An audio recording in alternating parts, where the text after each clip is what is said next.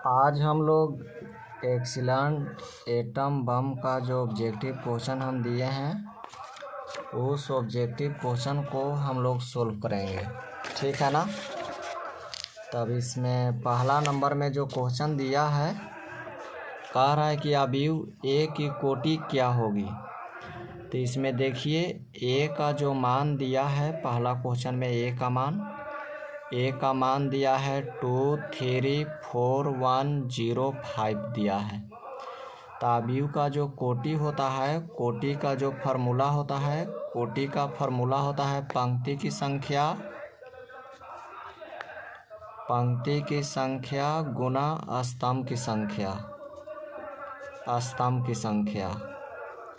पंक्ति की संख्या गुना स्तंभ की संख्या। देख रहा मैं पंक्ति बताइए, एक पंक्ति, दो पंक्ति, तीन पंक्ति, यानी पंक्ति की संख्या 3 और स्तंभ की संख्या 1, 1, 2, स्तंभ की संख्या 2 है।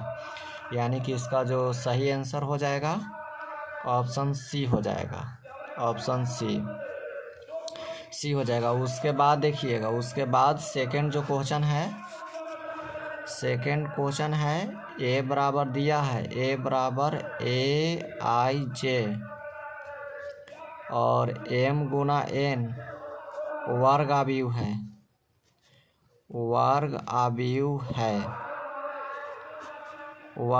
है। तो देखिए वर्ग अवयव कब होता है? जब वर्ग अवयव होता है पंक्ति की संख्या बराबर स्तंभ की संख्या। तो इसमें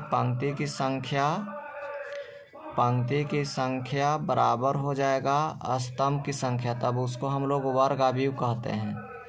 पंक्ति की संख्या बराबर स्तंभ की संख्या, तो पंक्ति की संख्या है M और स्तंभ की संख्या है N, यानी कि आंसर होगा M बराबर N, यानी कि इसका सेकंड का सी होगा। तीसरा में देखिए तो अवयव की कोटि दिया हुआ है।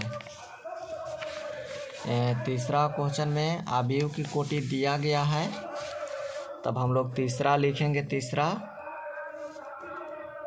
हल में लिखेंगे कि दिया है अवयव की कोटि,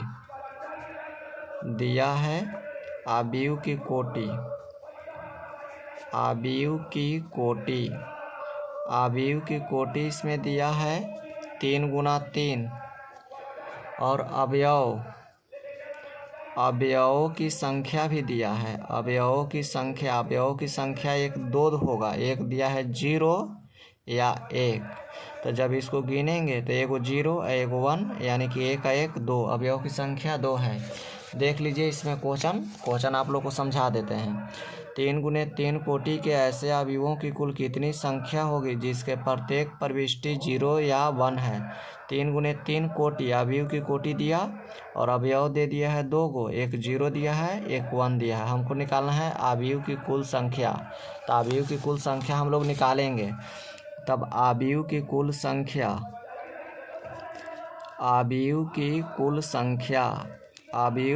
कुल संख्या के जो फार्मूला होता है वो होता है अवयवों की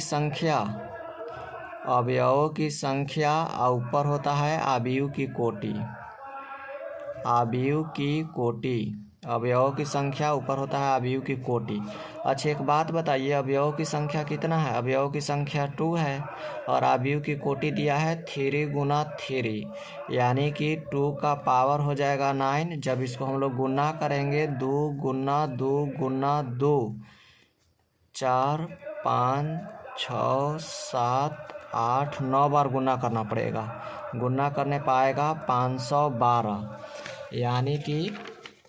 यानी कि जो तीसरा क्वेश्चन है, तीसरा क्वेश्चन का आंसर हो जाएगा डी हो जाएगा। ठीक है ना। चौथा पूछ रहा है कि AB का चौथा क्वेश्चन पूछ रहा है कि AB का होल ट्रांसपोज बराबर क्या होता है। तो इसका फार्मूला हम लिखाए थे, B का ट्रांसपोज इंटू A का ट्रांसपोज होता है। B का ट्रांसपोज इंटू A का ट्रांसपोज, जो कि A ऑप्शन में दिया है। ठीक है ना। अब देखिए 5 हम लोग बनाएंगे। तब 5 नंबर जो क्वेश्चन दिया है वो दिया है 1 - x 2 और 18 6 बराबर दिया है 6 2 18 6 एक्स का मान पूछ रहा है।